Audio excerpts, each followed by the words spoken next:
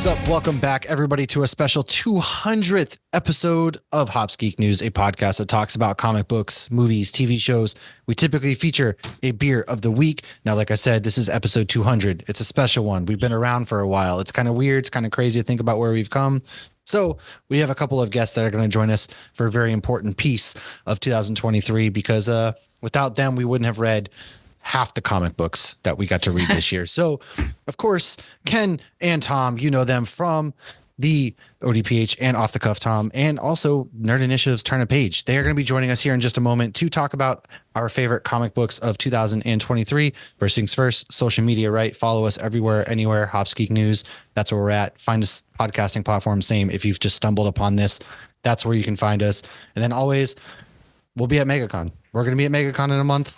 Come find us. We're going to be running around there. We're going to possibly go to Epcot. We're going to do all sorts of crazy things, see some cool guests, see some old friends, see some new friends. So make sure you find us there. And my beer, personally, of the week, it's episode 200. We're talking comic books, right? Had to go with Rock Solid, a hazy double IPA with Citra hops from Mason Ale Works' Immortal series. And if you are watching on YouTube, it's got the thing on the front. It's a pretty rad can. We've drank them before because we had our Weapon X. Yes, but if we're going to be talking about comic books, man, of course, you got to go ahead and do that. Lauren, you're drinking the same thing, right? Yeah, this is yummy. They've been killing the IPAs and the artwork. I got a couple Santa Claus, or I got a Santa one that was really good and amazing label. Oh, I like that one. You did send that picture, yes. But I also have one on my fridge called Murky Mouse. So I'm going to have to, we might need to do a Disney episode soon. We might. We're always due for a good Disney episode. This is obviously out of San Diego, California. That's where you can find Mason Ale Works. The art is by Billy Daggers. You can search him at Billy Daggers.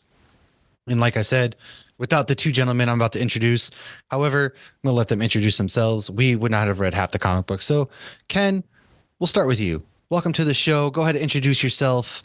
And hey, thanks for bringing us along with the Nerd Initiative team this year. Well, first and foremost, my name is Ken M. You know me as the host of the ODPH Podcast, better known as the Ocho Duro Parlay Hour, and I'm also Nerd Initiative's comics editor-in-chief. To my left, your right, I just let him do his intro right here. Hi, I'm Tom. I was going to say I saw him open a beer, but I didn't hear it. I didn't either. Coming at you live and direct, straight from a folding chair in the ODPH studio. So happy to be here 200 times more powerful than you are. It is Off the Cuff Tom, your pop culture connoisseur. And this evening, I am drinking the best of the best, Keystone Light. Tom brought out the high quality beverage for this episode. And before I show my beverage, obviously, I just want to say thank you to you both. Obviously, you are a very big part of what we're doing at Nerd Initiative Comics. The bullpen is taking over as far as New Comic Book Day goes. It is becoming your one-stop place to go before you hit the LCS. And you two are a very big part of what we're doing along with the rest of the team. So shout out to everybody in the bullpen. And if everybody thought 2023 was a big year, just wait till 2024. Oof. Yeah, it's kind of wild. So for anybody who doesn't know, first of all, Ken has been a friend of the show since pretty much the inception, as we've always linked back and forth on Twitter. But this is the first time that he has ever actually been on the show, surprisingly enough. And every Tuesday night, the three of us and sometimes even four of us and get together. We do Turn a Page where we talk strict comic books. That's kind of a newer thing we've done. And then we also do Nerd Initiative, which feels like it's been going on a lot longer than it actually has, because I think we've only really been doing our bullpen since the summertime. I think it's like, I started, in August, right after my birthday trip. Yeah, it was like July is when we started. Yeah, but July is the official birth date of it. And then Lauren came in a couple weeks after. We got the initial start to it. And then Tom has been with us now officially since October. And we have 2 weeks early. Yes. We'll just say, as we do on the ODPH, reasons.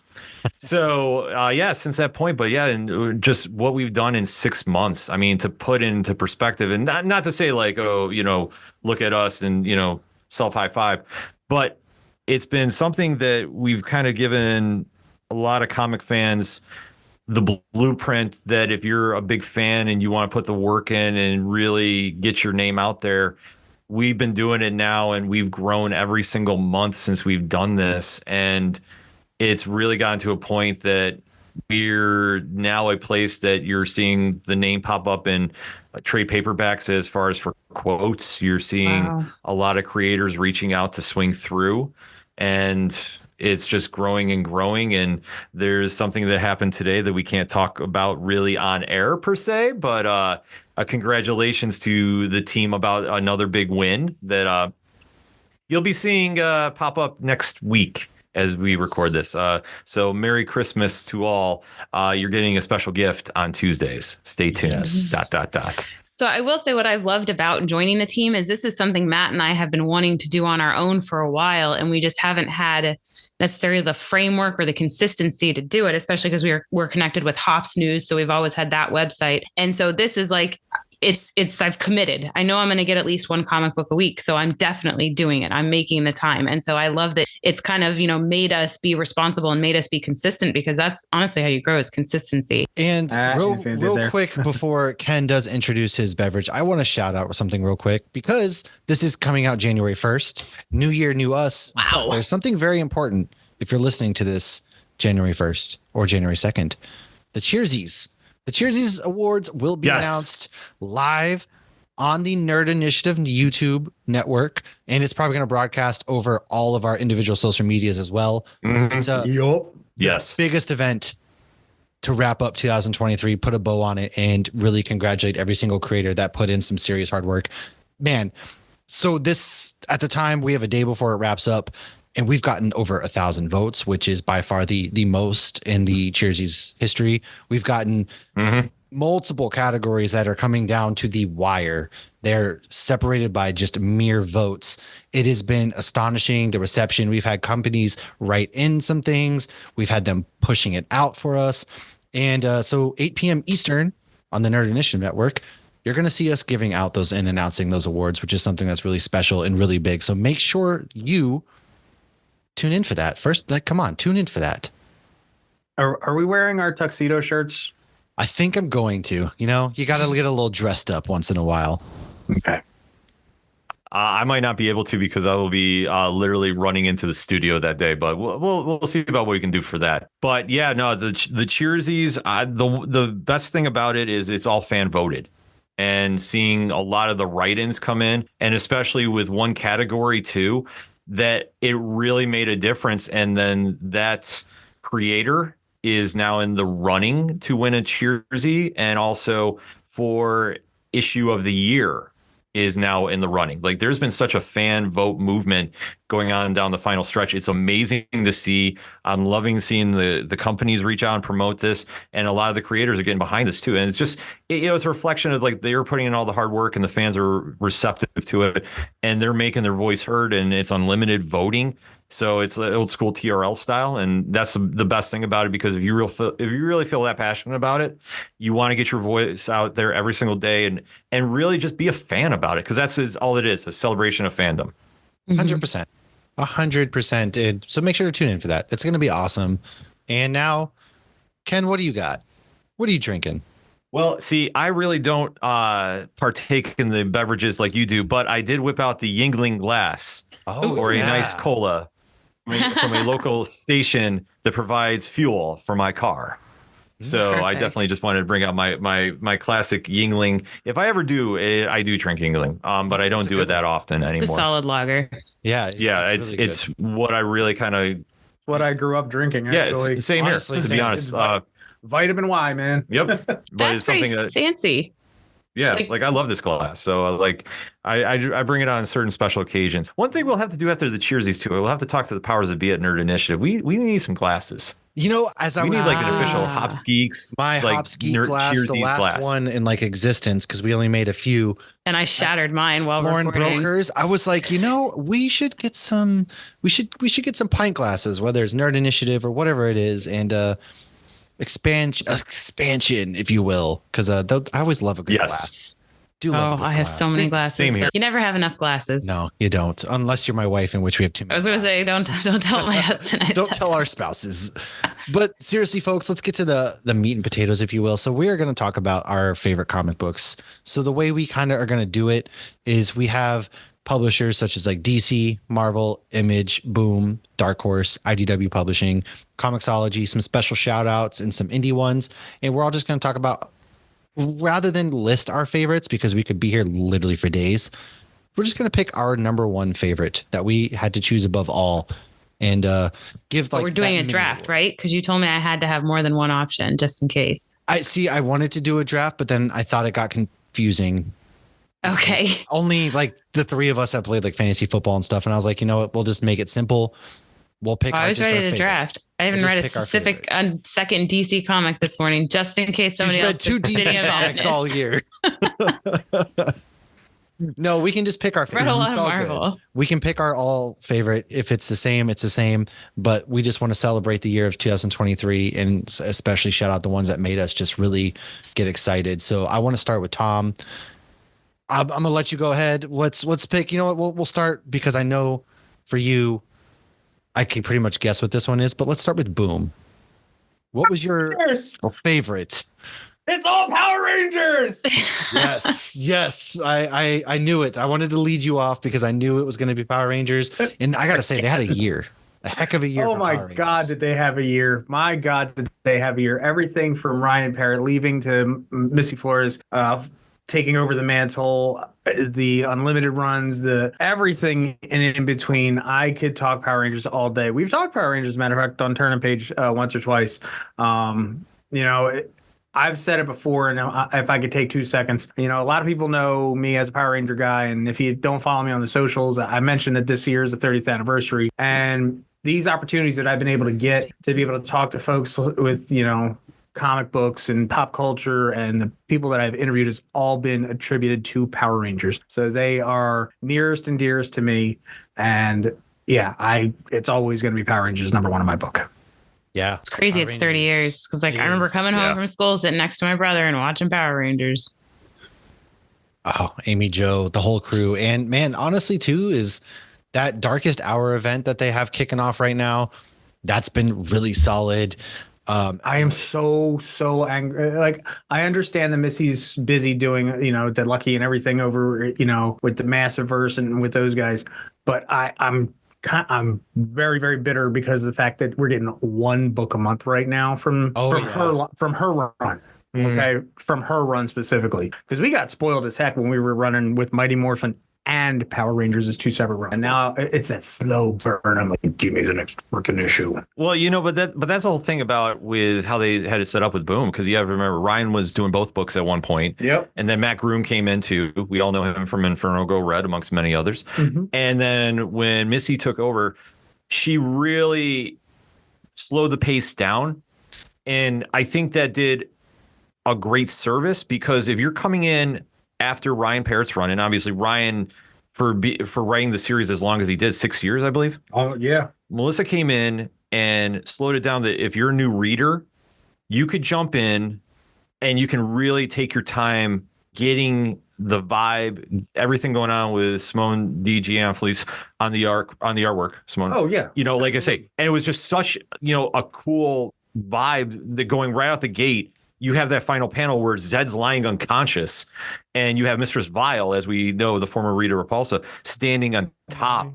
And it's just like, you want to make a statement out of the gate. You did it right there. Oh, yeah. And then just to go and just do like the slow burn, it works.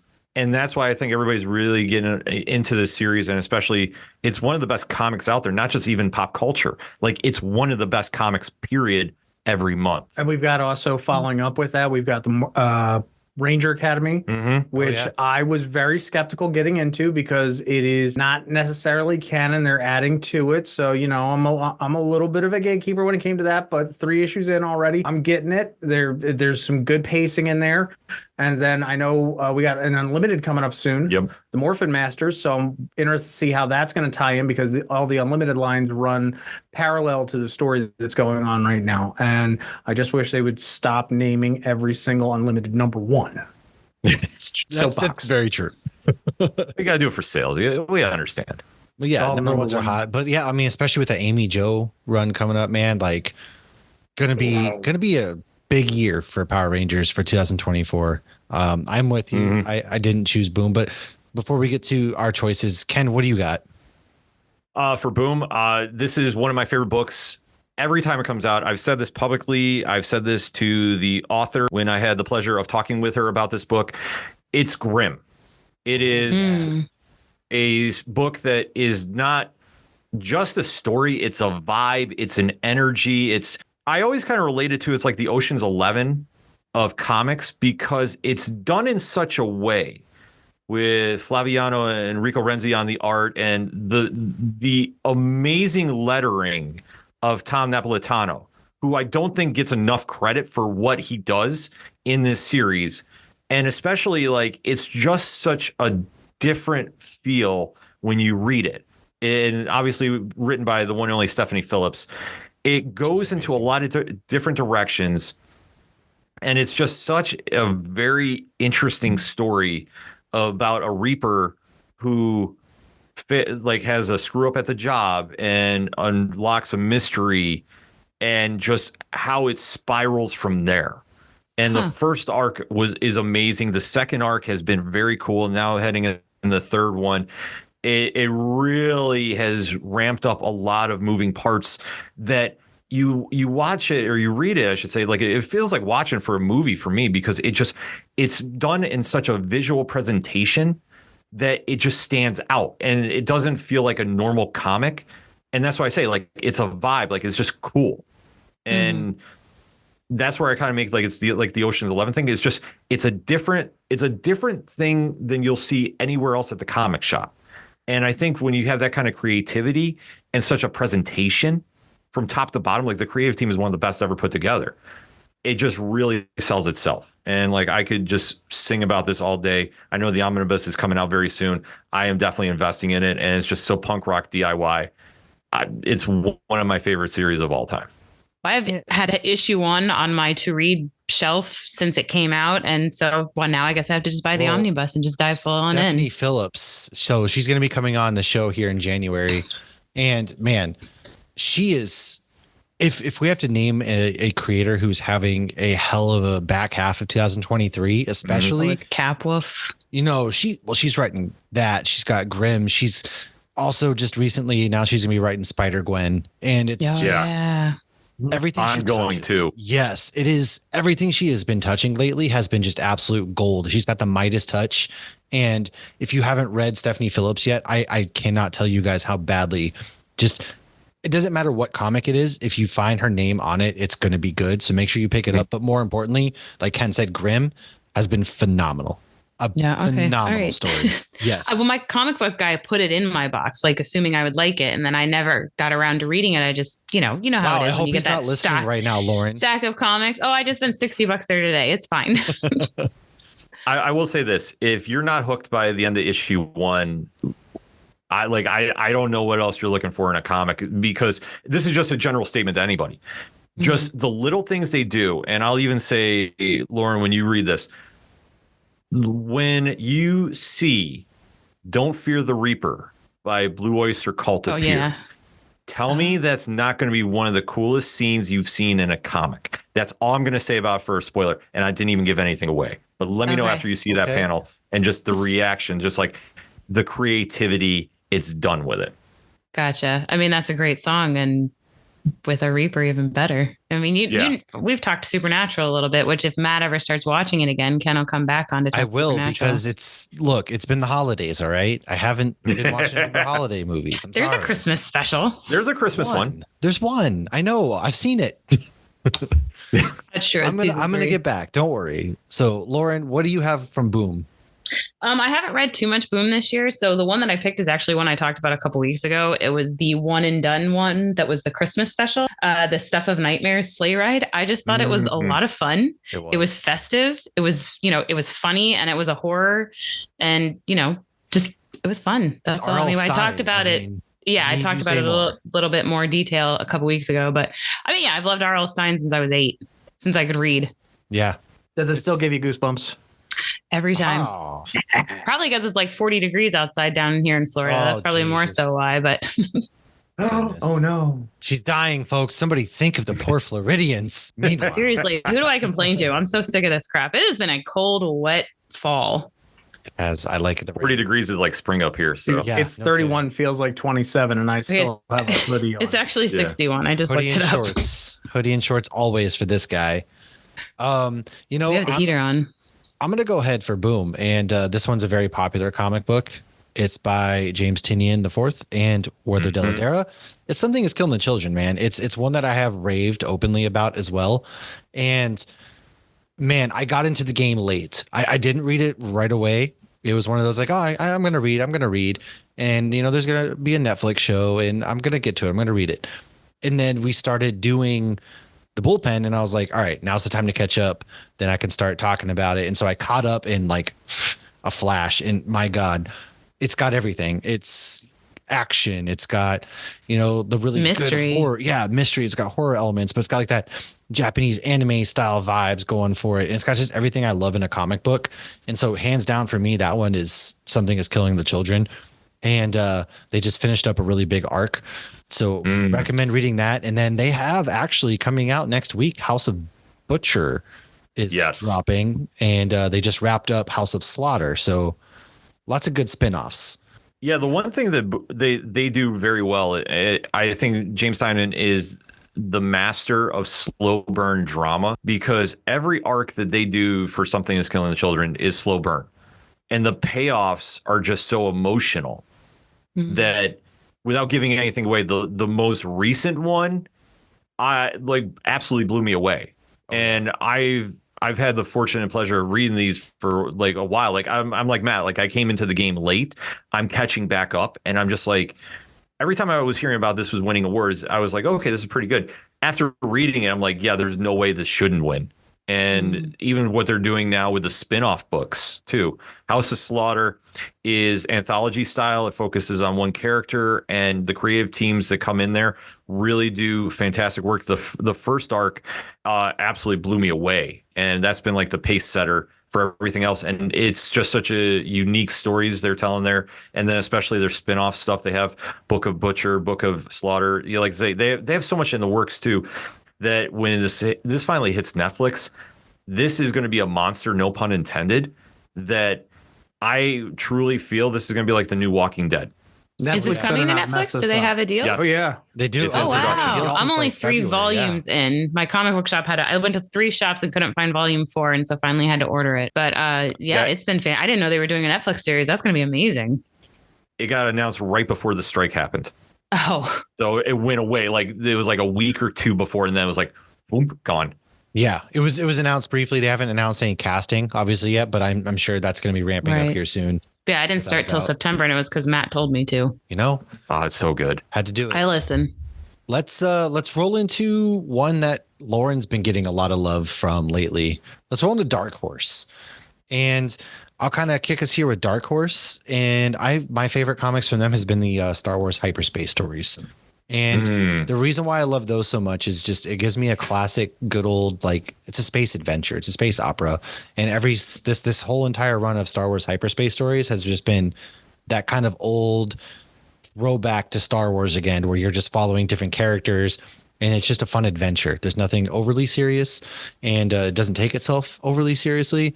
And that's the kind of the heart of Star Wars to me. And that's what really brought back the heart of Star Wars. And so I've been really enjoying the hyperspace stories. Lauren, I'll throw this one to you. Dark Horse. Like I said, you've been getting a lot of love for them lately. What's your favorite? I'm very interested to hear. So part of me wanted to pick Quick Stops just because I love Kevin Smith so much. And I was going to pick that too. And it was such a homer pick because it just came out. And it's funny. I did do the review for it, and I went to the comic shop today, and lo and behold, I knew it was going to be in my box because I bought the first volume, and I still bought it because I freaking love Kevin Smith.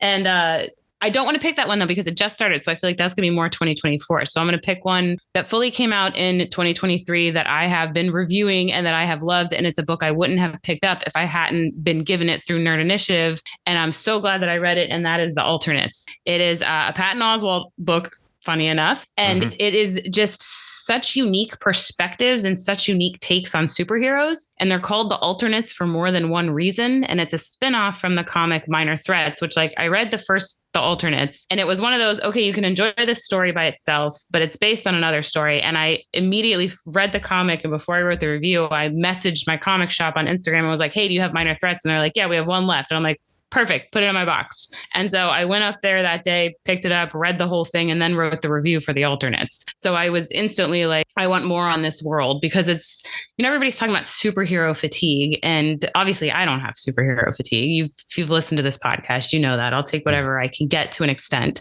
Batman versus Superman, we don't need any more of those. But that was like that's my last jab for the year. But it's superpowers you haven't really seen, and it's a story you haven't seen, or at least I hadn't seen. And so I've just really been loving it. And they just wrapped up this short run, but it looks like they're going to keep going, because the way they ended it, sure, you can wrap it up, but they also opened a whole other box in wrapping it up. So the alternates, that one I recommend. Solid. Ken. Great series. And Lauren has been crushing it on the reviews if you haven't checked it out. And the art has been phenomenal. She really too. has. She really has. And, like I said, I had to shout them out because they've been appreciative, really feels like. And I feel like every time we look at Dark Horse, they've shared one of her reviews, and it's just like, dang, that's what I'm talking about. So it's always good to see when the homies win. Ken, what do you got from Dark Horse on your list? Man, see, I'm kind of debating a couple things, because there's a couple series that have come out from Comixology Originals that have shown up via print to Dark Horse. So I figured I would go, when we start talking Comixology, I'll kind of go into that run with it. So I definitely want to shout out a book that just came out, and this is going to be something huge. Brian Michael Bendis, Alex Malevich. You know them from their run on Daredevil from a few years back. They've done Scarlet. They have a book out called Masterpiece. Just came out, and it's a really interesting story about a 16-year-old girl who is now been caught up in the secret life of her parents, that somebody that they ripped off has now come looking for her as a way of revenge, so to speak. And just how Bendis and Malevich go into this like really interesting story. It's very layered, it's very detailed, off one issue. I really think that that's going to be something big. So that was one of my favorite series, but I agree with Lauren. Like, everything they've done with the alternates has been absolutely crazy too. So I have to say, if I have to choose one, I'll go with the alternates right now, but I'm going to say don't miss Masterpiece as that's getting rolling. I haven't personally read that one yet. And I'm not well versed, I guess, in Comixology Originals specifically. So I'm gonna have to pick some of those up. Tom, what you got? So unfortunately, Dark Horse does not come across my desk. It's just because I'm so busy. But I did take the time, and I'm going to say, just from looking at the catalog of everything that came out this past year, something I'm really looking forward to maybe getting back into with the holiday lull. I see that there's some Masters of the Universe in there. And since right now I'm dying here because like Revelation on Netflix, and, even the cheesy, overly buff CGI series was cute and adorable and fun, and I liked it. I don't care what you say. I would really like to go backtrack and go through and see what's up with what Dark Horse is putting out in the Masters of the Universe right now. It's great picks. That's a really solid pick, especially it seems to me like lately there's a rise again of Masters of the Universe.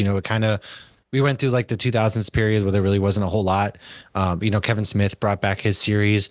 Bite your tongue. I love that. I heard was pretty good. Series. Well, no, I'm saying like as like people who grew up with them, we've loved them, but like there was that lull where they just didn't introduce any new character. No. I wasn't allowed to watch She-Ra, so I never got into any of it. What? I don't know why. I need to ask my mom, but she probably won't even remember why. Yeah. Oh, that's wild. She probably won't remember why. You're right. No. She doesn't remember when we make plans these days. She drinks too much. But yeah, no. So I do like to see that kind of come back to form now. Let's jump on over. You know what? Let's dive into some Comixology, and that's a good segue. And Ken, I want to start with you because you had some good ones from Comixology. I know you're big on them as a whole, so I'm very interested to see what yours was. Man, I think we're probably going to have the same one. No, I'll go with a different one. Actually, let me do this. Let me defer to Tom because I have a couple I could go into. But if Tom has one lined up, I'm going to let him go first. I mean, it just came in by a thread. Okay, I can go with a different one. But okay, but that is in there. But you go right ahead. I mean, By a Thread is just so gorgeous, especially having Scott Snyder and his son working on this project together. And for us having the opportunity this past Comic-Con just makes it all the more special to us to be right there at that time with everything going on. It's just, it's right there. It really is. I can't speak enough to it. And the fact that we were getting more creator-owned IPs out there and they're not beholden to, the norms. They can write their own damn book. And I mean, how impressive is that? Kid's 17 years old. He gets put on his college resume. $1 million. And, Yeah, right. I didn't Yeah.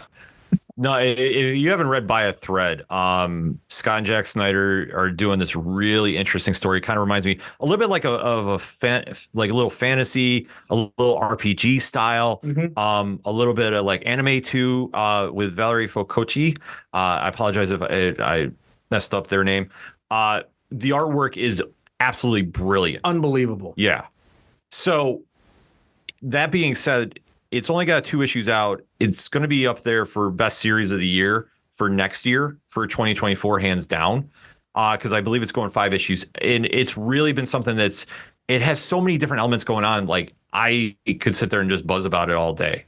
And I'm really interested to see where the story is going, especially you can definitely, one thing that I will say with Scott Snyder's run, especially with Best Jacket Press, with Comixology Originals, you can tell how much fun he's having writing. Yeah. Like it comes off as a reader, like you can definitely tell, like, oh, he's really enjoying this. And it's just, and everybody we get the chance to talk to about it, the creators, and they're all saying the same thing too. Like this is just such a labor of love to do, especially creator owned, and they can really go some places with it. And especially with the line they have with Best Jacket Press alone, but with Comixology too, they are really going some places, and it's really fun as a reader to go check that out. Oh, for sure. I haven't read that one yet, but my pick would actually be a Scott Snyder book as well, because he's my favorite writer of all time. And, I'm very open about that. And I actually really enjoyed his Night of the Ghoul that kind of came out. Mm-hmm. And I'm a sucker for horror, and the way that this one kind of like was just very dark mystery horror aspects, and the art was very kind of a rustic feel and added to that horror element to me. That's why, again, you can tell he's having fun again. Not that he ever maybe wasn't, but the fact that he's kind of creating things that are just off the wall, or he's getting to play in his own backyard, so to speak, it just bleeds through the pages. Mm-hmm. Oh yeah.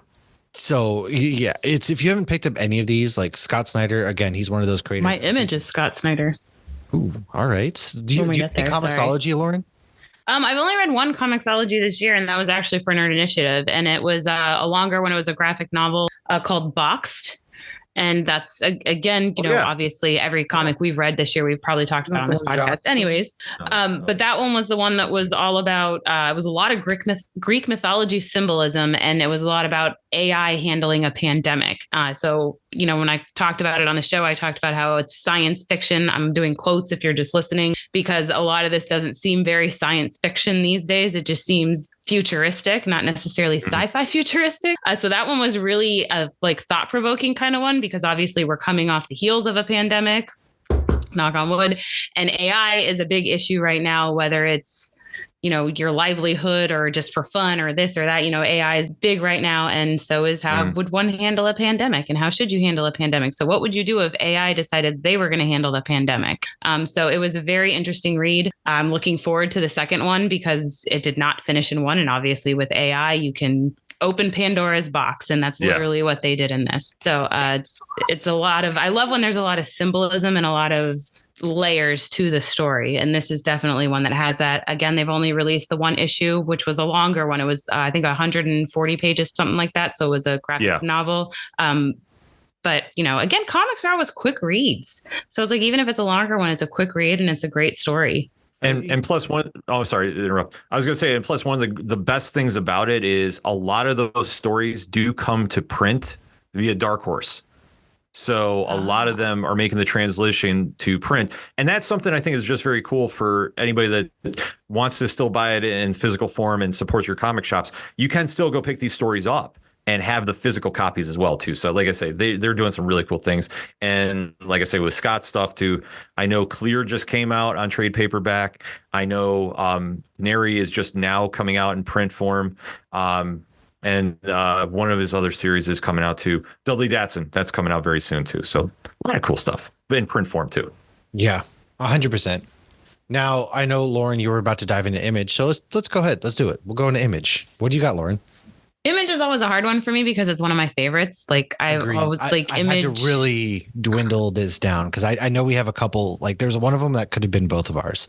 Oh, the Schlub, I'm guessing. Yes. Yeah. And Edenwood's one that's only 2 issues out, and I fell in love with that one right away.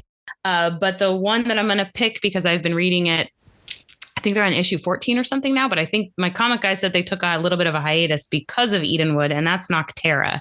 And so Noctera is Tamim Mori, Scott Snyder, and Tony Daniel. I have loved this comic from the beginning. It's an apocalypse comic, but it's different. So it's like there's no daylight. Everything's dark. And so it's like 10 years after the world is plunged into everlasting night that turns all living creatures into monstrous shades. I Googled that, obviously. But it's been a really neat apocalyptic story because it's different and there's some mystery to it, and you're seeing it mainly through the perspective of a young woman, which I love. And her main goal also is to protect her brother. So I love always that bond with somebody that's not romantic, that sibling that, but yeah, it kind of goes back to, a lot of people stopped watching Walking Dead when a certain someone died because I don't know why I'm saying that, like that didn't happen a million years ago. I would hate the idea of having to spoil something for somebody. So Noctera, that's going to be my number one Image that came out this year, or that has been running this year. It is. It really is. Image, man, they are. I mean, they gave me Invincible, so. Image is probably like my favorite publisher. I'm dead serious because there is so much good happening. Like, it was very hard to choose between Schlub, Enfield Gang Massacre, and the Kill Your Cull. Darlings, and the Cull. But I went ahead and I chose a newer run that's only 4 issues deep, and it's called Kill Your Darlings. Griffin Sheridan, Ethan S. Parker, Robert Quinn, John J. Hill are all on this comic book. And for me, it's got everything that I just love. I love something about a fantasy adventure. So it's tormented though. So this girl named Rose, she had a tragic accident happen when she was a kid. She went to a mental institution, and Wallace, her imaginary friend, shows up, breaks her out, and we're off to like this imaginary land. However, it has taken a very dark turn, and it's just got everything I love. It's like an Alice in Wonderland almost, but very, very like dark tones and just dark. There was one issue kicked off with the eating of a baby, for example. Oh no. See, I might be out right away. But it all like plays into the story. It's not just a useless. It's like all this stuff plays into the story at large. And does that happen on the pages or does it happen off the pages? You don't see her. You just see her holding a baby, and then like it. Yeah. So it's very quick. One panel. I'll give you like a trigger warning, if you will. But the art in this story, especially issue 4, has absolutely floored me in a way that a comic book outside of one in particular, one from DC that we'll talk about, I'm sure, has done this year. And it's just insane, the things that he is drawing, Robert Quinn, and it flows with the story. And it's just, by far, I cannot wait for more from this comic because it is probably up there in my top 3 comic books overall for the year. But without a doubt, my favorite Image comic book, it's Kill Your Darlings. Check that out. And if you want, my review is out on that because you'll just see me rave even more. But Ken, I'm interested to see. Image is a big one for a lot of us. What are you going with? Yeah, it was tough. I am not going to lie. I was sitting there trying to put this together because there's a couple different ways I could go, because obviously Ghost Machine is out on Image. And if you're not on board with Ghost Machine, get ready, because 2024 might be the year of Ghost Machine, early prediction. There's also so many other different studios that come out there. Obviously Skybound, and they're doing so many great things, whether it was Arcade Kings, the Energon universe, Dark Ride. Like, there's just so much going on there. But when I think Image, I think of one universe, and it is quite massive. So I have to go with the team over at Black Market Narrative. And they put out a series this year. And I love the concept. And it's one thing that they do, I'm going to say arguably better than everybody. They know how to connect to the fans directly, and they are very in touch with how things are done modernly. And one series that they have released, written by Kyle Higgins and Brian Buccellato, and art by one of my favorite artists, and he is absolutely killing it right now with Marvel's Thunderbolts, and that is Geraldo Borges. Yes. The series is No One. And Who is No One? Who is No One? And what they have done here is they have a companion podcast that goes along with the book. Oh. And it is the actual podcast that they refer to in the story. And it's voiced by Patton Oswalt and Rachel Lee Cook, amongst other actors that come in. So when you read the issue, when you read the issue, you have to listen to the podcast. And podcast is short too. It's not like, hours long, but it ties directly into the story. And I think it's so brilliant to do that and connect with the fan base, because obviously, not because we're all in it, but with podcasts are such a norm thing now that, to have something that goes along with that companion, tells your story, you're really hitting a new market, and you're really making this feel like very new. It's very fresh. And the story is exceptionally well. And it's based around, who is the accountability killer and how a vigilante is running through the streets of Pittsburgh, and you don't know who it is. And it really has just got so many parts that just weave in and out that everybody is a suspect. And now that we're getting near the end, because there's only 10 issues thus far, issue number 7, I believe, is coming out within the next 2 weeks. It's I don't have the exact date as we're recording. They're really tying up loose ends, and things are heating up, and you're just seeing that effect go on. And it's something that it feels different than the rest of the Massiverse, which no matter where you go, Massiverse, Rogue Sun, Dead Lucky, Inferno Girl Red, Radiant Black, like it's all modern superhero storytelling. It's fantastic. But this is just a different style of crime vigilante that I think is just connecting on such a different level. I absolutely rave about the series. And yeah, this has been my pick for best comic from Image this year. That's an awesome idea. So did they make it easy to go from book to podcast? Did they tell you like, okay, now go listen to this one? Nice. Yeah, because even if you don't, it is coming out December 27th. Yeah, so next week. So it's out already. Issue number 7. Yeah, issue number 7, yes, will be out. Yes, as we're recording, I got to remember. But yeah, no, so it'll be out, and yeah, everybody should just go download it. I mean, the podcast is very well done, and like I say, it ties into a little bit. So even if you don't listen to the podcast, you won't be thrown off. But if you do, it enhances the story that much more.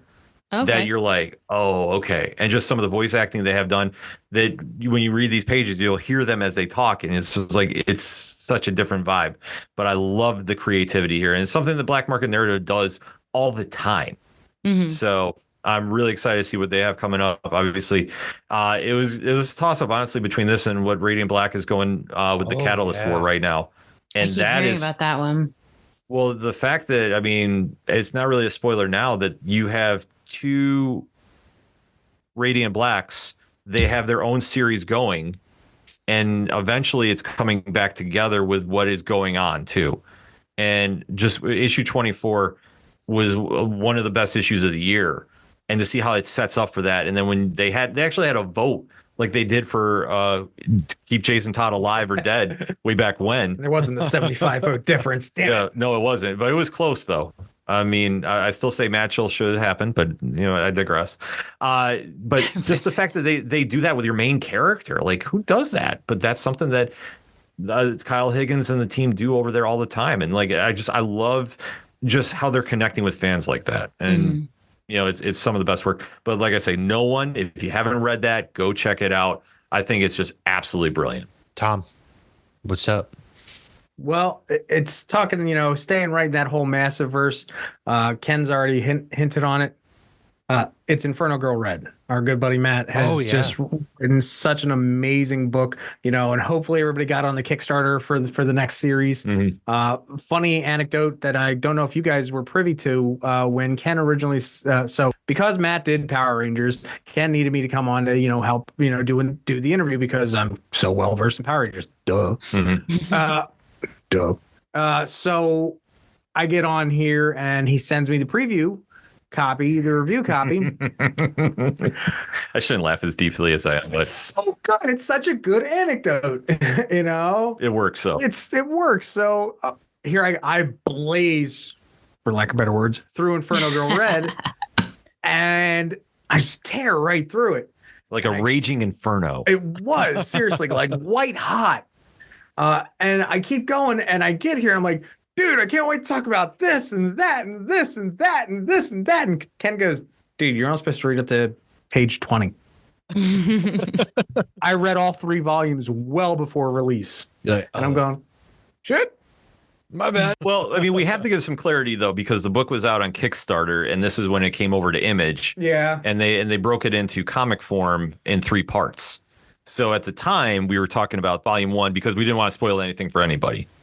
But Matt, who is one of the nicest creators we've met. Oh my God. We could speak on him for days. In fact, I will even give a plug. He wrote a short in the Marvel Zombies that just came out. Oh, nice. Yeah, which we definitely want to give a little plug to. And also, don't forget his gorgeous issue that he did in the 30th anniversary special for Power Rangers. Yes. Oh my God. And if you weren't there, the Bishibashi machine.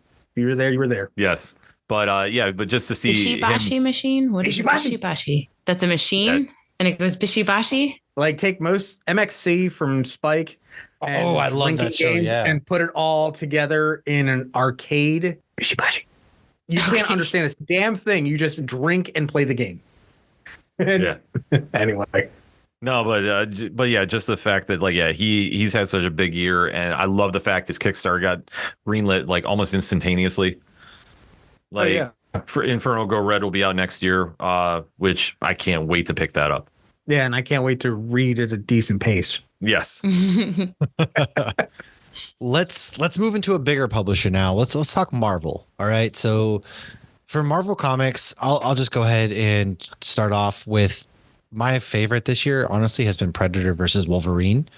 Two of my favorite characters. One of my all-time it's not like my favorite movie of all time, but The Predator is like one of my I love crappy action movies, and I have such a deep, passionate love for the Arnold Schwarzenegger Predator film. And so to see Wolverine and Predator square off in this really good story by Ben Percy that he just it didn't make sense to me at first. I was like, obviously Wolverine's going to just slaughter this guy. They stand no chance. It's Wolverine. But the way he's really cleverly gone about it, it's like, oh man, we're going through time periods and they're doing all sorts of things. And so using his memory loss against him. Yeah, the memory loss. And I'm honestly just all about this comic book. So for me, it was tough because I'm in love with the Darth Vader run as well. But I got to give it to Predator versus Wolverine. Lauren, I'm going to throw this one to you. So mine's another Wolverine, Ben Percy, but it's just the overall Wolverine run. This run, I read issue 40 today, so it's been going on for a minute. But I got to meet Ben Percy at MegaCon last year, and I told him, I go, this is the Wolverine and Deadpool that I hope to see in the movie, like the camaraderie together. And he's not in a bunch of the issues; he's only in a few issues. But I loved it so much, and I had him sign that issue, and I have it framed, and it makes me so happy every time I look at it. But I just, obviously, I'm a sucker for Wolverine. That's why I have my Cigar City glass, not because I'm drinking a Cigar City glass, but because Wolverine loves his cigars. But lately, the issue that came out today was him and Spidey teaming up. And then recently he teamed up with T'Challa, and, he brings in a little bit of everybody, but overall he's had this one friend, Jeff Bannister, throughout. And I love their relationship together so much, because the thing I love about Wolverine is that he doesn't want to be a hero, but he can't help but. And so and I absolutely love him about that. And I think that Hugh Jackman played that fantastically well. And I cannot wait to see him back. I'm just going to cry the whole movie, probably. In the yellow suit. Oh my gosh. I cried when I saw that picture. I like lost. Yes, no, I have no self-control. Logan, Hugh Jackman's Wolverine is what got me into comic books. It's what opened my eyes to this entire universe because nobody handed me a comic book as a kid. So it was seeing Tobey Maguire on the big screen and falling in love with Hugh Jackman as Wolverine. That like I wanted to know more and I wanted these backstories. And it's so funny now that we're talking about this on Nerd Initiative because one of the first people I ever talked to in length about the X-Men movies was Mike. And Mike's the one that like is the father of Nerd Initiative all those years ago. To think now, I'm sitting here with, his website and writing these comic book reviews. So it's really come full circle. And so it's just been a great run. And obviously with these longer runs, there's so many various stories and there's ups and downs. But it's been a lot of fun. And I think Ben Percy just writes a great Wolverine. Without a doubt. Let's throw it over to Tom. What you got from Marvel? Nah, I want to go last on this one. Okay, I want to see what Ken's got. Ken, what do you got then? I'm fearing that Tom is going to say one story just to get me fired up. Nope. Okay, good. Nope. Okay. No, it's not an amazing idea. Okay. We talked about that off air. You got the reaction out of me. No, for me, honestly, I have to agree with Lauren. Wolverine has been one of the best comics Marvel has done in quite some time. And I think it's because Ben Percy gets Logan. Like he understands how to write him. And this isn't a shot at anybody, but when you can really give him balance and really get something out of the character, because obviously Wolverine is kind of like, Batman with prep time. Like nothing can kill him. He can just beat everybody. Doesn't matter who he's facing. He's got adamantium. He does what he does. Percy writes him in such a manner that you can definitely see vulnerability in him. And you can see that not everything is just, the unstoppable killing machine. And I love how he does that. And I think that, like what he's set up now going into the Sabretooth War, like there's been some really cool things that you have to sit back and think Wolverine's been around for how long? Obviously the most popular X-Men of all time. And to see somebody have this kind of take on him really is refreshing. And it's something I gravitate towards too as a reader. So, but then again, I also like a lot of the stuff they're doing with the X-Men line in general and the fall of Krakoa that I am all in about. And I can't wait to start seeing more unfold in the new year. And don't forget that new original X-Men that just came out. Like whatever they're setting up with that, it's going to be huge. Yeah. Trust me. And meaning they just released a teaser too out concerning what's happening, because with Krakoa coming down, the X-Men are coming back in a big way. And I think just everything they've done there, but it really starts off with what they've done with Wolverine and even X-Force too. Like I say, I'll give a shout out to that series as well. There's just so much good that's happening on that line, in my opinion, that I think fans are going to really come back in a big way in 2024 with that. And I've read a few of the Sabretooth ones that were connected too. And it was fun to see things through Sabretooth's perspective and him trashing Krakoa and how his story started in Krakoa, and he's, out for blood with Xavier. And now we're seeing his son was like attacking him and all his multiversal people. So it'll be interesting to see how they bring all of that together. Yeah. Real quick, it's a testament to what Tom or Ken, what you were saying. He writes Wolverine in like such a vulnerable way for somebody who's like invincible. He gives him that vulnerability. And I think that's why I loved Predator versus Wolverine so much, because it makes him so vulnerable. And it's very hard to do that with a character that has been written to death almost, right? He's literally written to death. I mean, he's for lack of better words, he is like the Batman of Marvel, where they just have, he's their number one seller just about. They're always going to write him. There's always going to be a story active with Wolverine. And Ben Percy has found ways to just make it fresh with whatever he does. And you're right. Like, it's not a knock to anybody else, but some people just understand and get the characters that they are working with. And Ben's by far one of them. Yeah. Well, and in the latest issue of Predator vs. Wolverine, I love that they tied in the Weapon X stuff. I thought that was really cool, because it was an extra level of vulnerability, which I don't want to say anything more. Yes. Because I think it just came out last week, maybe today. I believe so. Yeah. So, Tom, your controversial pick, or maybe not so controversial. What do you got? You guys are like really, really on the big arc and heavy, and you forgot to realize the best comic from Marvel that came out all year, besides Spider-Boy or that particular one that we will not name. But it's Jeff. Oh, Jeff the Shark. Yeah, by Kelly Thompson. Yes. Okay, now hear me out. Hear me out. Okay, year before last, so go back to 2022. I got my wife Marvel Meow. Okay, the book. Okay, the was that the Pet Avengers or? Well, it was about Goose going around visiting all the other characters in the MCU, good guys and bad guys. And she was just having a good day. And then we start getting Jeff the Land Shark shows up. What I'm looking forward to is that this is a nice way to get people into reading comic books. You know, my wife is like, I don't know what this cute thing is, but I want it. She wants me to find a plush for it. On top of that, we now know that with everything going on, especially with what we saw in the MCU, we've got Alligator Loki, we've got all the Flurkins, the Flurkin babies. And with Jeff, next year, we have Jeff Infinity Paws. Yes. Oh, man. Forgot about that. Goodness. So again, it's a nice way to get some characters, to get new characters in, to bring people into the franchise, to bring them into the fold, and use that as that nice little crowbar. I was like, oh, good, look, it's cute, it's Jeff. Hulk smash. Shit. That is a good one. Like little shirt. Open, like I didn't even think about that. It was just clever, and it was a cute little comic I picked up as a one-off thing. But obviously, there's been a solid run, and Kelly Thompson has been writing him, and I didn't even think about that because my kids have loved Jeff. I've picked up those comic books for my kids. It's a gateway drug, if you will. So that's man, that's good. That's good. That came out of left field. You're right. We were thinking big picture, and you were. I would have rather read that than all the My Little Pony ones I read this year. Ugh. I mean, they do a great job. I'm not gonna lie. The My Little Pony aren't the worst, but they're just not for me. Are there any particular Rainbow Dash issues? Yeah, I think there are. Fortunately, though, do they make you 20% cooler? Probably. I don't know.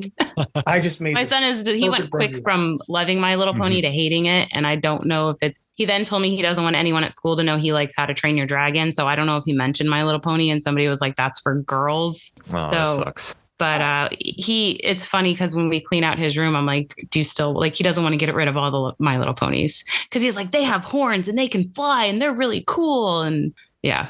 Solid. Let's roll into. Is this a My Little Pony tattoo? Oh, it's a How to Train Your Dragon. Oh, man. I didn't even see Tom getting undressed on the camera for a second. Oh, that's so funny. Yeah, he's taking off. He's walking out. How to Train Your Dragon. I was like, "Where's he going?" No. I love How to Train Your Dragon. So trust me, you're no. There's grown. Lately, he's been watching Spidey and Friends. So we started a Spider-Man comic book together. But I mean, his name's Logan. Eventually, he's got my kid's name is Oliver. He embraces his name a little bit. But let's roll into before we get to DC. Let's roll into IDW Publishing, and I had a bit of a tough one with this one because they've done a lot of really cool things. But I think my favorite run was Teenage Mutant Ninja Turtles and Stranger Things. It was, seeing the Turtles in New York in action, and then they're fighting Demogorgons and teaming up with these kids. But they also did something with like 11 that Stranger Things kind of hasn't done in a while. And it was actually make her a character again, because the big trope for Stranger Things is 11 gets shelved in some sort of way and she loses her power. And it just kind of has gotten old for me in a way, even though I like the show. But they really just gave something for everybody to do. And it was like this mashup that I did not know I needed until I got it. And it's a very short run. I think it's like 5 issues, 6 issues maybe.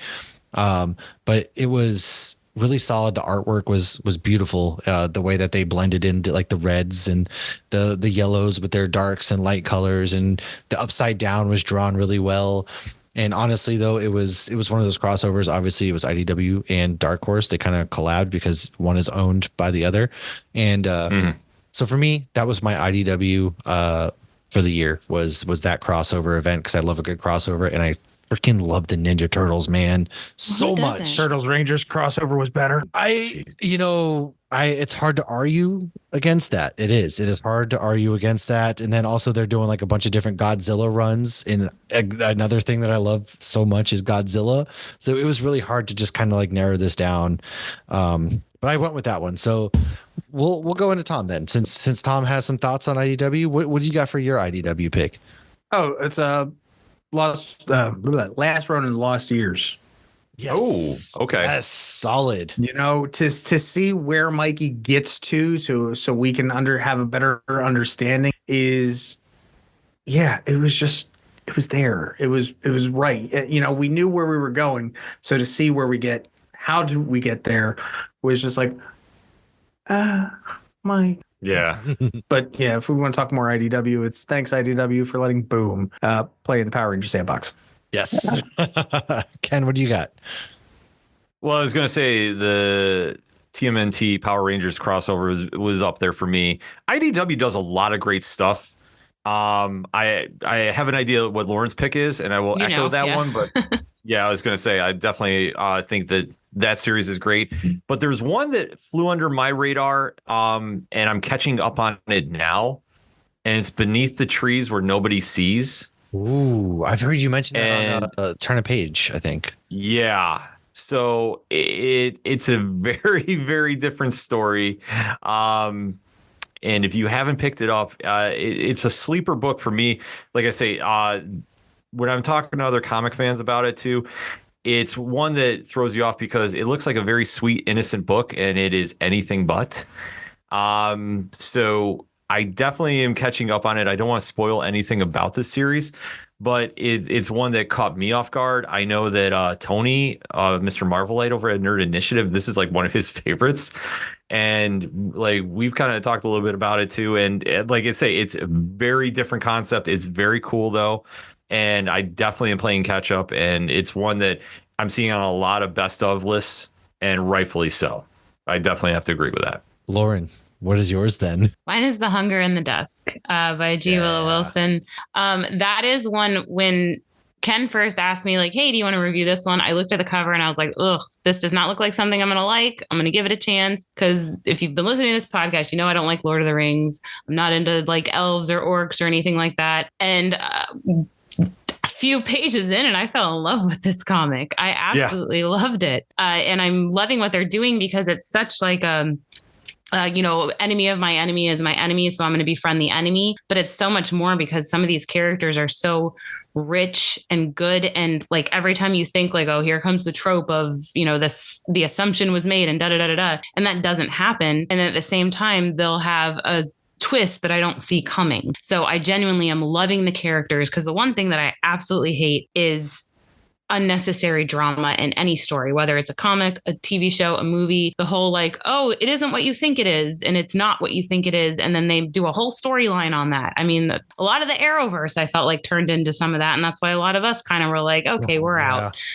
Not that I didn't, love the Arrowverse and everything that it brought us, but this comic has just been great from beginning to end. Well, it's still going. It's only, I don't even know how many issues it's in. Probably 4 or 5, probably 4 issues in. Okay, 4 issues in. Again, that's The Hunger in the Dusk. It's about humans and these orcs basically are teaming up to fight these bad guys called the Vangal. And at the same time, though, their planet is dying.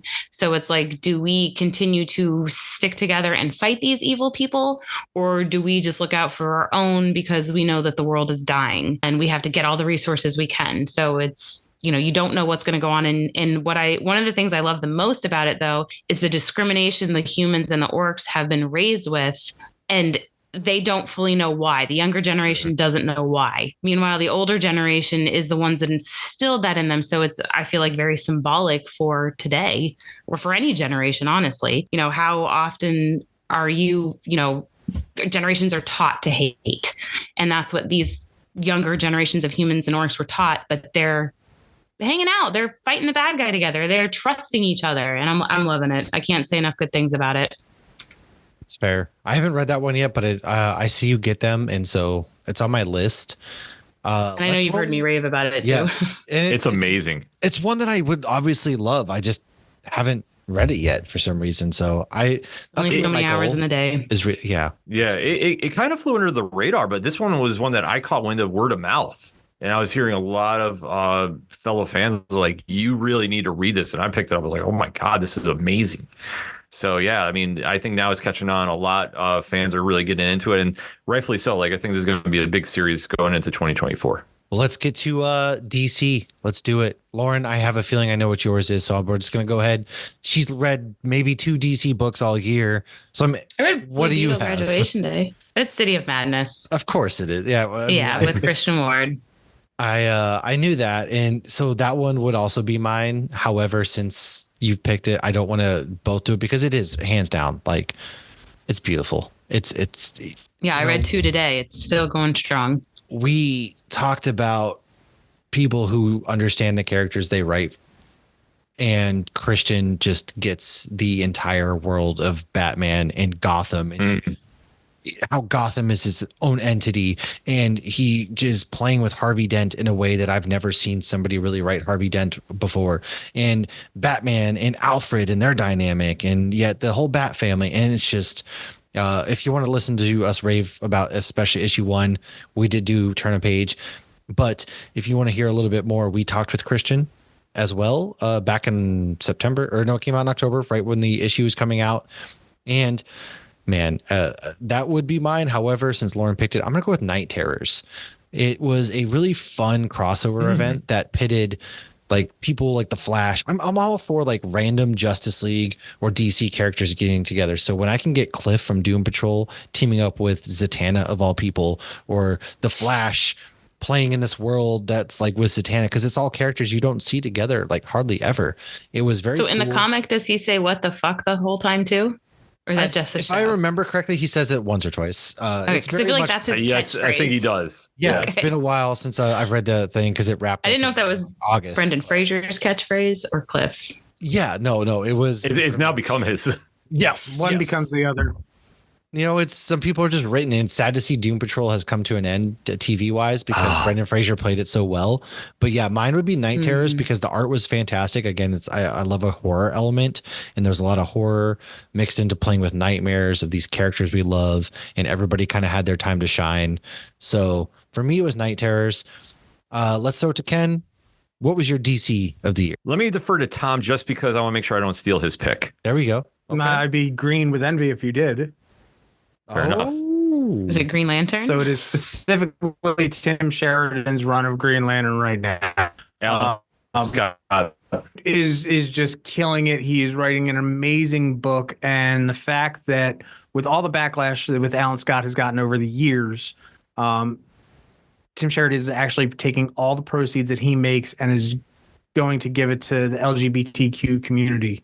Hell yeah. So right there, just on principle alone, I had to go out and buy it. And then, okay, I got it. It's sitting in my box. I'm like, oh, I'll read it. Oh my God, this is great. Like it's fantastic. And the variant covers are great. I know issue 2 for fun. I got the, because everybody, you guys all know I love collecting figures. Yeah. So I got the Alan Scott Green Lantern action figure cover. It is one of the best series DC is doing. Yeah. Hands down. And if anybody is not picking this up, you really need to. They are doing some fantastic stuff there. And like Tom alluded to, the royalties are all going to Elton John's AIDS charity. Yep. So it's a very cool thing that Tim's doing. And the story is just, it's dope. It's amazing. I have been hooked on the series since I picked it up, and it's cool. Like I could just rave about it all day, but it's definitely one I think fans need to go check out. Like it's amazing. And considering that it came out October, Yes. and it's already just going on. I'm trying to think, how many prints is it on already? I mean, we got the War Journal. It might be on 2 or 3 now. It's going on issue 3. But I mean, printings of printings. of one. printings. Oh, It's that's a great question. I know it's at least in second print, if not third. yeah. I'm going to do some research. All right, so Tom's gonna look that up. Well, while he does research, Ken, what do you got then? Oh, for me, man. See, this is tough. This one was up there with Image for me because I have read a lot of DC this year, and I am very thankful for that opportunity. And it doesn't matter where you go. It's like they have just so many hits right now. Man, so I thought it would just come to me, but no, I mean, Jeff the Land Shark. no, well, Jeff is a great series too. I guess like I'll do it in my top 5 order because I know I'm gonna like hear this later. I'm gonna hate myself because I forgot something. Number 5, Birds of Prey. Ooh, Kelly Thompson has put together this amazing lineup.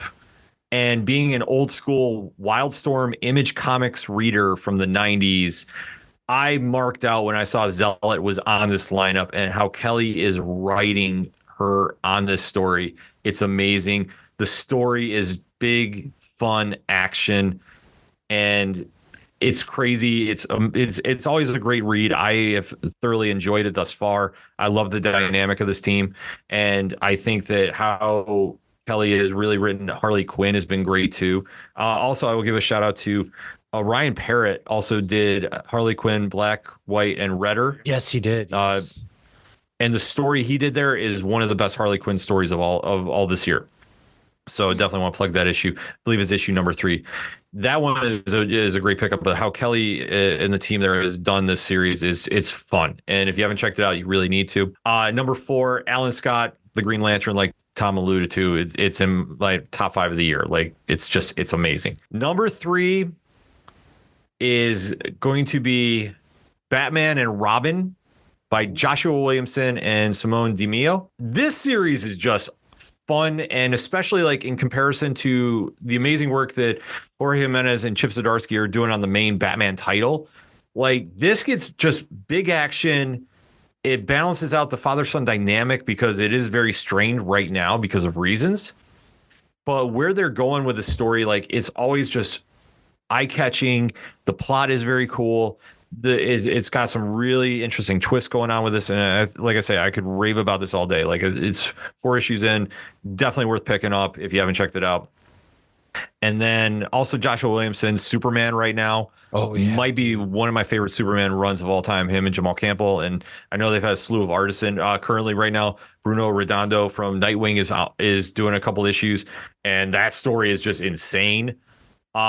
Joshua Williamson is just crushing it right now there. So definitely want to plug that out. And I can't say enough good things about this series. So, I mean, if I have to choose a number 1 right now, it's arguably the best superhero book at the market. Batman, Superman, World's Finest. Mark Waid, Dan Mora. Oh, okay. Like you can't get better storytelling right now than what they're doing there. And just the stories they've done, even when, Dan stepped out, and I'm hating myself because I can't remember who the fill-in artist was. It still had this cool vibe because they did the retro throwback to when Batman and Superman first met. And even just with the crazy stories that have been coming out with Mark Waid, and even now to come back, and they're going to Kingdom Come. And that storyline, which I'm sorry, like if you talk to old school comic fans, like that's sacred territory. Mm-hmm. Like you don't tamper with Kingdom Come, even though Mark wrote it. So if anybody's going to do it, it's going to be him. But the fact they're going there, they're doing a really interesting story. And if anything, when you pick this up, you're going to want to go back and read Kingdom Come, which is one of the best comics of all time, to put it mildly. Like Alex Ross. Yeah, exactly. Like I say, it's amazing stuff.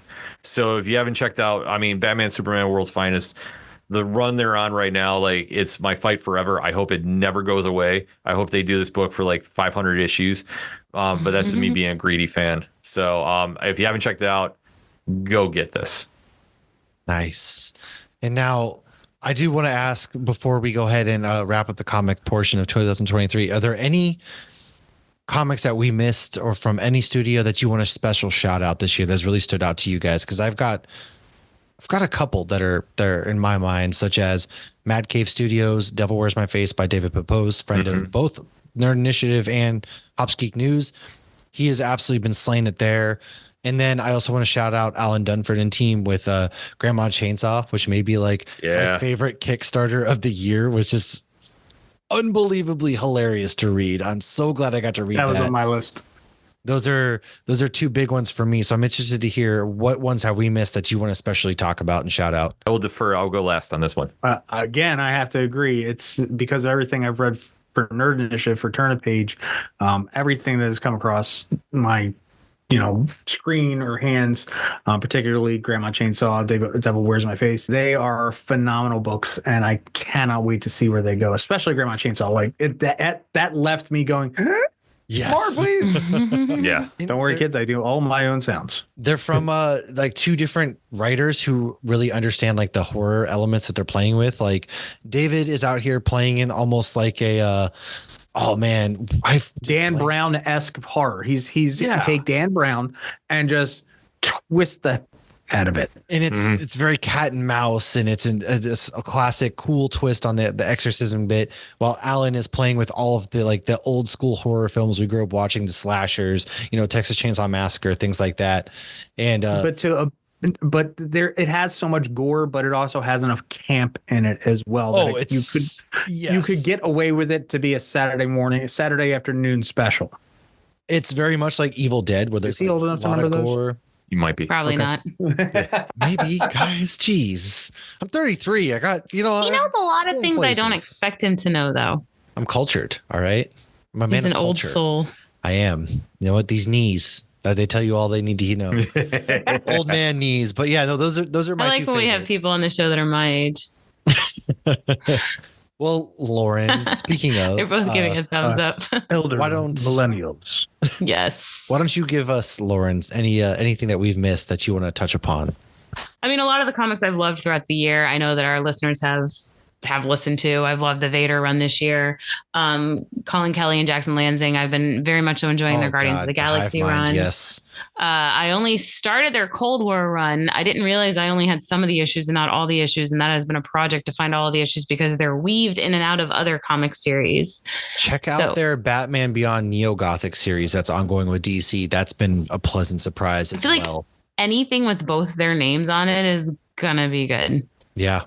Yeah. They're known big time for Star Trek right now, too. So shout out to them over there for I'm not a Star Trek fan personally, but I'm not either, but I heard it's really good. yeah, it's one that a lot of Very people are good. raving about. It's up for different awards and things like that. So check that out. We did mention the Call, Click Click Boom's another one I want to mention, but the one I really want to give a shout out to that I don't know that this falls under any specific category we've talked about tonight is Josh Trujillo's Washington's Yes. Gate General, The Legends and Loves of Baron von Steuben. I absolutely loved that comic. It's a hardback comic and it's historical. It's comic book art. It's illustrated by Levi Hastings, and they did so much research into this, and this is factual. This is not fiction by any means, but but some of it they had to make assumptions on, and they tell you when they're making assumptions on it. So they're not trying to fake any history or anything. Like, they did their homework. It is enjoyable, it's educational, and it's funny. So I loved when we had Josh Trujillo on. We talked Blue Beetle Graduation Day, and we talked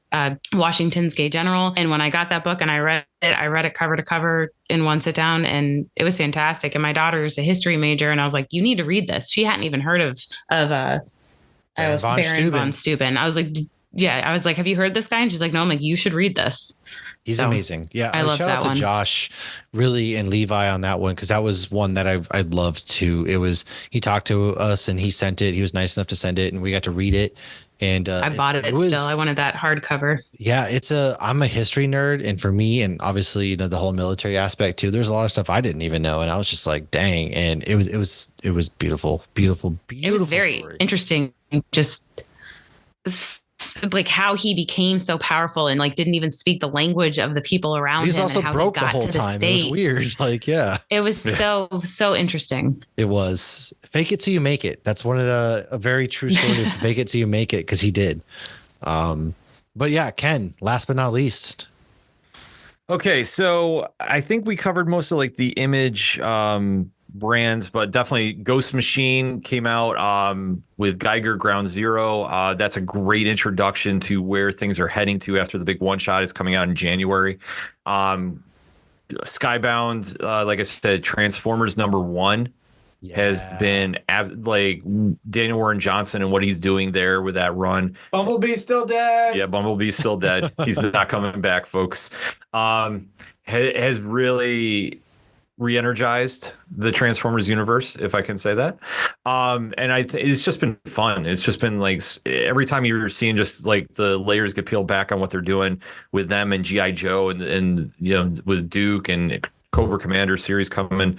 Like they're doing just so many great things over at Skybound, so can't plug them enough. And one imprint that I think everybody's going to get very, very familiar with next year, and they made a big splash this year. Power Rangers? Nope. Distillery. Oh yeah, Distillery, dude.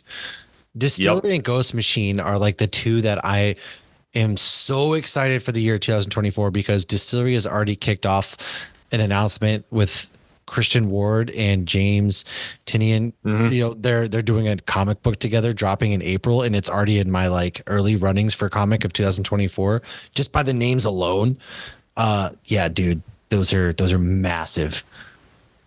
Well, if you picked up the Devil's Cut, which was their introduction to what they're doing, and it's 11 short stories, the series that you're seeing now is spinning out of that. So I've read a little bit about what Tynan and Christian Ward have coming. That's an amazing one. What Scott Snyder and Francesco Francavilla have coming is, if you love Night of the Ghoul, just wait for what they have in store. And with all the amazing creators that they have at Distillery too. I mean, it's a murderer's row of just, you know, legendary creators. I know they're adding more personnel are joining. I know there's a press release that just came out as we're recording. I got caught up on just what they have lined up for next year alone with the ongoing series that were just announced, like you touched upon with Spectrograph and White Boat. And then what Gone too from Jock that came out this year. Yes. Somna, which is you know, Becky Cloonan and Tula Lotay, just the story there and the artwork. Like they have just so many great things coming on too. And I know they're just testing out their digital reader as well. So if you haven't checked it out, like this is the time to go track them down, go get it. The Devil's Cut, you're going to get an introduction of like just how really open the creators are taking the creativity and just the directions are like Distillery is going to make a big has already made a big splash in 2023. 2024 is going to be even bigger. Can I quote Kevin Smith? What a time to be alive. Exactly. Like I was muted. Honestly, I want to say always. You can always quote Kevin Smith. Sorry, go ahead. Yeah. No, but it's true though. Like what a time to be alive in comics right now, that we've now just gone through so many great series, and no matter like what you're a fandom of, you have something there, and it's something that you can really see the growth in for next year already, and just like the directions we're all heading in to is just like the stories that are coming out, the projects we know just right now, and let alone when we start getting into later in the year.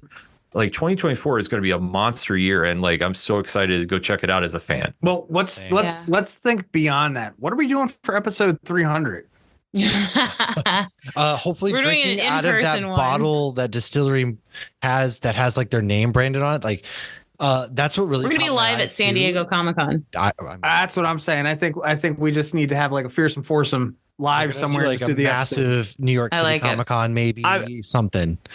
I mean, I put out in the world that, you know, maybe just maybe we have to do a live turn a page at New York Comic Con. I think that's what needs to happen in the year 2024. I mean, Hall Yes. H big, right? Well, I mean, Obviously. I'm saying like we'll definitely else make would it something be? happen. Well, yeah, I mean, if we're gonna do it, I mean, Empire Stage, you know, whatever. yeah, I was saying I've never had so much FOMO for a con than when you guys were in New York this past year. Yes. Yeah, this year's New York Comic Con was just out of control. It was amazing. My liver still hurts. Yeah, Tom's still recovering from it. I'll bring the Here's electrolytes. The year 2024, we're going to manifest it right here, right now. Pronto. We are going Pronto. to It's figure what out a way plants to make that crave. happen. A live turn a page episode at NYCC. Yeah. I think Love we it. have to do it. Like we'll figure a way to do it. I mean, you never know. I mean, we might be able to make something happen. I have like an idea in the works. I don't want to reveal just in case it doesn't work, but I have an idea already to do something. Hell But yeah. we have to get clearance. I like it. Yeah. We'll get it. Well, guys, I just want to say thank you for hopping on for our comics of 2023. Pretty much. He said hop because hop. hops. Get it? We love our Go fun. ahead and let us know where people can find you one last time.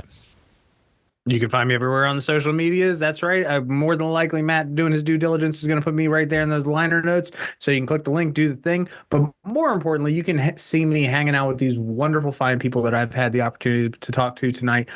8 p.m. Tuesday nights, Turn a Page Nerd Initiative. And for me and everything going on with the ODPH, it's simply odphpodcast.com. We'll get you anything and everything that is the ODPH. And also nerdinitiative.com, where you'll find more content coming in 2024 at the home of pop culture positivity, because there's a lot of stuff in the works that I am not allowed to talk about. I know. I almost slipped off and said, I know. Zip it. I know. So you're gonna pull a Tom Holland? I almost sniper, did. Is that a sniper dot? Oh, I see it. It almost happened. Yeah, I know. I'm gonna get the cease and desist from Michael and Tony like any minute now. But we have some stuff in the works, and like I say, we're manifesting for New York at least for Turn a Page. So we'll see what happens, folks. But that's why I say, if you want to find out what's going on there, obviously make sure you have your dial set. We're on the Nerd Initiative social networks to Tuesdays, Wednesdays, every day of the week. Hey, what's that other show you do? Oh, Wrestling Night Live. Here's your Tim Stanley cameo. Our friend Tim loves that show, or loves wrestling. Oh, thank you very much. Tim should join in the chat every Thursday night, 8 p.m. Eastern Standard Time. Rich from the 3FN podcast and myself talk everything and anything pro wrestling. It's always a fun chat. We call it right down the middle and give you all those takes you need. And yeah, we're doing a lot of content, folks, and you definitely want to make sure you're not missing any minute of it. Jump in from the top rope. Mm-hmm. And thank you both for letting us come on here and chat with you all about some comics. We absolutely love doing it. Congrats for musting, guys. Yes, for 200 and 200 more. There was nobody better when we were thinking of 200th. We had to go big, and so of course we had to bring you guys in. So thank you guys for hanging out. Yes, everything that you just heard, it's in the show notes, man. Go in there. Like if you couldn't keep up with your ears, don't worry. I put it down for your eyes. So make sure you're following all those things, and then stay tuned for part 2 of our 200th episode, where Lauren and I are going to go into top 5 shows and movies of 2023, as well as, just a big thank you to all the guests. And we have a laundry list of guests that we'll get to. So stay tuned. Once a Ranger.